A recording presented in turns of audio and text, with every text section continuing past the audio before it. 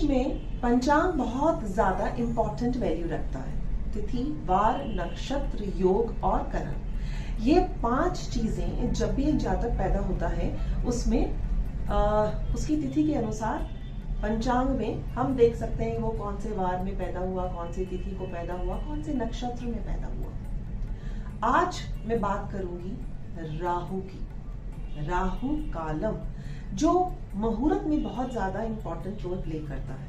ऐसा हो सकता है ना कि वो बच्चा ही राहु काल में पैदा हुआ हो, परंतु हम उसे अवॉइड नहीं कर सकते। राहु काल कितना इंपॉर्टेंट है, कितना हमें उससे भय करना चाहिए, डरना चाहिए, या हम उसे कौन कौन से कार्य में अवॉइड कर सकते हैं, ये आज इसी विषय पे आप सभी के साथ राहु काल की गणना आप कैसे निकाल पाए इसे आपके साथ साझा करती हूँ। आप सभी का स्वागत, अभिनंदन आपका अपने चैनल एस्ट्रो डॉक्टर शालिनी बहल में। राहु काल के बारे में सबने बहुत सुना, कई लोगों को भय है और कई लोग इसे नहीं मानते। अगर दक्षिण भारत यानी साउथ इंडिया की बात करती हूँ तो हाँ, इसका बहुत ज्यादा महत्व, बहुत ज्यादा इंपॉर्टेंस है और वो राहु काल को बहुत ज्यादा देखते हैं और उसके अनुसार कार्य भी करते हैं। जैसे मैंने पहले भी बोला कि पंचांग में उन 5 अंगों के अलावा अब जो हम Rahu Kaal is totally different than that of a Rahu. जैसे हर दिन राहु काल आता है, वो हम कैसे जाने, उसे हम सभी बहुत आसानी से किस तरह से कैलकुलेट करें, इसके विषय में बताऊंगी। जिस तरह से राहु काल हर रोज आता है, उसी तरह से होरा का भी बहुत ज्यादा महत्व है। होरा भी रोज आती है। होरा यानी कि जो हमारे 7 दिन हैं, वो सातों के सातों दिन को एक घंटे का समय दिया जाता है। वो कैसे निकालते हैं वो मैं अपनी नेक्स्ट वीडियो में आपके साथ साझा करूंगी। आज मैं ये बताती हूँ कि जो मुहूर्त है उसमें राहु काल की क्या इंपॉर्टेंस है। नॉर्थ इंडियन की बात करते हैं तो लोग इसे इतनी ज्यादा तवज्जो नहीं देते, बट अगेन ये पर पर्सन रिसर्च का भी विषय है, बहुत ज्यादा इंपॉर्टेंट रोल प्ले करता है। कहाँ करता है, हमें इसे कहाँ अवॉइड करना चाहिए, तो सबसे पहले जानते हैं कि how to find out the Rahu Kaal. हम राहु काल को जो दिनमान है उसके अकॉर्डिंगली निकालते हैं। अगर दिनमान की बात करें तो ये केवल मात्र दिन में ही होता है, रात में कभी भी राहु काल नहीं आता। कैसे? जैसे कि हमें इसके लिए क्या करना होता है, सबसे पहले देखना होता है कि जो सूर्य उदय है कितने बजे हुआ। सूर्य उदय से लेकर सूर्य अस्त तक का हम लोग समय निकाल लेते हैं। यानी कि एक एग्जाम्पल सेट करते हैं, मान लेते हैं कि जो सूर्य उदय का समय है वो है सुबह के 6:30 बजे, और बाई चांस सूर्य अस्त का भी समय 6:30 बजे ही है, तो हमारे पास इन टोटलिटी 12 घंटे का समय हो गया। परंतु ये जरूरी नहीं कि हमेशा हमें जो दिनमान है वो 12 घंटे का ही मिले, क्योंकि सर्दियों में दिन थोड़े से छोटे होते हैं और गर्मियों में बड़े होते हैं। तो तब वहां पर जो दिनमान है 10 घंटे से लेकर 12 से 14 घंटे तक भी आ सकता है। तो विषय यह आता है कि Rahu Kaal is not fixed, either it may be from 1 hour to that of a 1 hour 30 minutes, 1 घंटा का, सवा घंटा का या 1.5 घंटे का राहु काल हो सकता है। और दूसरी इंपॉर्टेंट बात कि जो राहु काल है वो दिन में ही होता है, रात में राहु काल मान्य नहीं है। अब इसे निकालने के लिए एक एग्जाम्पल लेते हैं। मान लेते हैं कि हमने आज देखा कि जो सूर्य उदय है वो सुबह 6:30 बजे हुआ, और रात्रि में भी जो सूर्य अस्त हुआ है वो भी 6:30 बजे ही हुआ। यानी कि हमारे पास टोटल 12 घंटे आ गए। अब इन्हीं 12 घंटों को हम लोग 8 से डिवाइड कर देते हैं। अगर आपके पास जब हमारा सर्दियों का समय या गर्मियों का समय है, तब भी जितना भी दिनमान आता है उसे हम 8 से ही डिवाइड करेंगे। यहाँ पर 18:30 से लेकर 6:30 का समय था, तो हमारे पास सीधा 12 घंटे आए, और हमने उसमें से इसको हमने 8 से डिवाइड कर दिया, तो हमारे पास 1.5 घंटे का स्पैन हमारे हाथ में आ गया। अब जब हमारे पास 1.5 घंटे का स्पैन आता है, तब हमें इसे क्या करना है, हमने जो पहला 1.5 घंटा है उस पहले 1.5 घंटे को हमें अवॉइड करना होता है। हम उसे कैलकुलेशन में नहीं लाते। जैसे मैंने पहले भी बताया कि राहु काल सिर्फ दिन में ही मान्य है, रात्रि में नहीं। बहुत बड़ी बड़ी जैसे सेरेमनीज होती हैं, लाइक ओथ टेकिंग सेरेमनी है, तो यहाँ पर पॉलिटिशियंस अवॉइड करते हैं इस राहु काल को कि इस समय पर हम ओथ ना लें तो ज्यादा बेहतर है। या मान लेते हैं कि हमने शादी का मुहूर्त निकलवाया और शादी के मुहूर्त में सो कॉल्ड जिनकी मॉर्निंग टाइम पर या आफ्टरनून में मैरिज होती है और कुछ ऐसा मुहूर्त का समय आता है जब ये राहु काल है, तो हम ये कहेंगे कि उसे अवॉइड करना चाहिए। या आप कहीं ट्रेडिंग में इन्वेस्ट करना चाहते हैं तब आप उसे अवॉइड कर सकते हैं। You are starting with that of a high dealing with the business, कोई बड़ा काम करना चाह रहे हैं तब आप इसे अवॉइड कर सकते हैं। अगेन फिर ये एक रिसर्च का ही विषय रहेगा। भूमि पूजन आप करा रहे हैं, वास्तु को आप इतना मानते हैं, तो उसमें जिस तरह से हम राहु का मुख जहाँ होता है उस दिशा में हम भूमि पूजन यानी कि वहां पर गड्ढा नहीं खुदवाते हैं, उसी तरह से ही हम राहु काल को भी जो भूमि पूजन है उस समय हम ये सजेस्ट करते हैं कि बेहतर है कि आप इस राहु काल को अवॉइड करें। अब आपने क्या किया कि जो आपके पास 12 घंटे का समय आया, आपने उसे 8 से डिवाइड कर दिया। डिवाइड करते ही आपके पास क्या आया, 1.5 घंटे आ गए। अब उस 1.5 घंटे के समय में आपने जो पहला 1.5 घंटा है उसे आपने अवॉइड करना है। अवॉइड करना है मतलब उसे छोड़ देना है। हम पहला 1.5 घंटा जो भी सूर्य उदय से लेकर नेक्स्ट 1.5 आवर होता है वो किसी भी काल में नहीं आता। जैसे हमने 6:30 बजे लिया तो 6:30 से 7:30 और 8 यानी कि जो फर्स्ट 1.5 आवर है हम इसे छोड़ देते हैं, because this our is not come under the Rahu काल।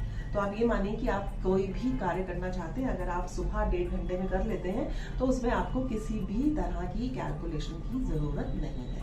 बट अब बात आती है कि उसके आगे क्या, क्योंकि पूरा दिन चलना है और राहु काल हर रोज आता है। हर रोज आता है परंतु उसका समय अलग अलग होता है। अब हमारे पास 1.5 घंटा आया उस 12 घंटे का दिन मान निकालने के बाद।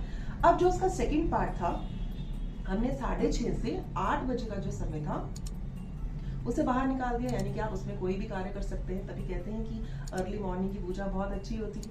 अब 8 से 9:30 बजे जो हमारा सेकंड पार्ट होगा, फिर 9:30 से 11 बजे तक का थर्ड पार्ट, 12:30 से लेकर 2 बजे हर एक 1.5 घंटे का स्पैन निकाल रहे हैं। हमारा जो 5th पार्ट होगा, 6th पार्ट हमारा 2 से 3:30 का बजे हुआ और 7th हमारा 3:30 से 5 बजे का और 8th पार्ट जो हुआ वो हमारा 5 से 6:30 बजे का हुआ। यानी कि जो हमने स्टार्ट किया था सुबह के 6:30 बजे से वो अंतिम जो समय समाप्ति का होता है, जैसे भी हम दिनमान से डिवीजन करते हैं, वो एग्जैक्टली वहीं आता है जहां पर सन सेट होता है। अब ये तो हमने डिवाइड कर लिया, पर हम ये कैसे जानेंगे कि किस दिन राहु काल है। अगर आप साउथ इंडियन या इवन नॉर्थ इंडियन में भी कई लोगों को देखेंगे या जो रोज का बिजनेस करते हैं या डीलर जो डील्स करते हैं, उनके अपने ही दिनमान पर अपने कैलेंडर पर ही लिखा होता है कि I am avoiding this time hours because ये एक राहु काल का समय है। उसके लिए आपको किसी भी पंडित से पूछने की जरूरत नहीं पड़ती। कैसे नहीं पड़ती वो आपको मैं बहुत आसानी से अभी सिखाती हूँ। जैसे हमने first 1.5 hour, if the calculation is up to 1.5 hours, 1.25 घंटे की तो आप 1.25 घंटे के वो पहर बनाएंगे, 1 घंटे की तो 1 घंटे का बनाएंगे।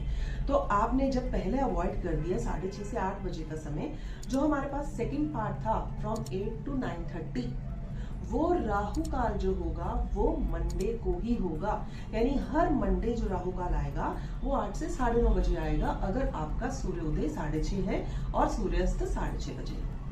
इसी तरह से जो थर्ड पार्ट आया था हमारा 9:30 से 11 बजे तक का, वो होगा हमारा शनिवार को। यानी कि शनिवार को जो तीसरा वाला 1.5 घंटा है वो राहु काल का होगा।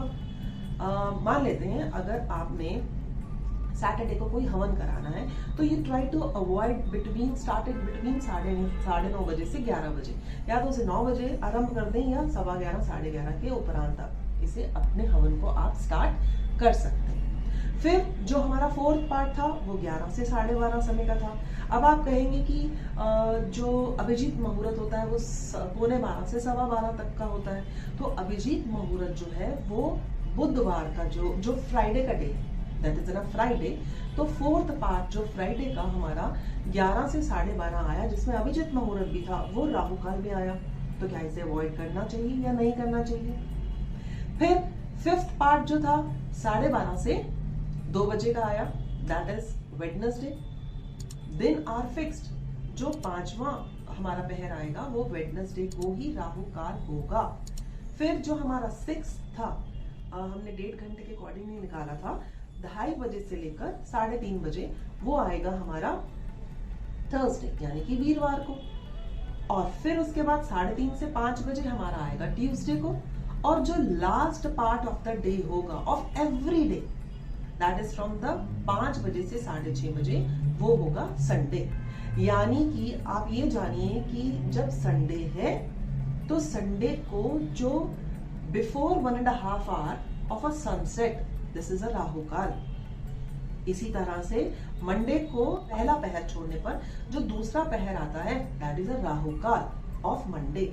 सो इस तरह से हमने जाना कि हर दिन 1 से लेकर 1.5 घंटे के बीच में राहु काल आता है और आप इसे कितनी आसानी से कैलकुलेट कर सकते हैं। अब आप कहेंगे कि आपने ये कैसे बता दिया और हम ये कैसे याद रखें कि मंडे को ये दिन होता है इतने बजे, या संडे को हम ये वाला घंटा माने बिफोर सनसेट।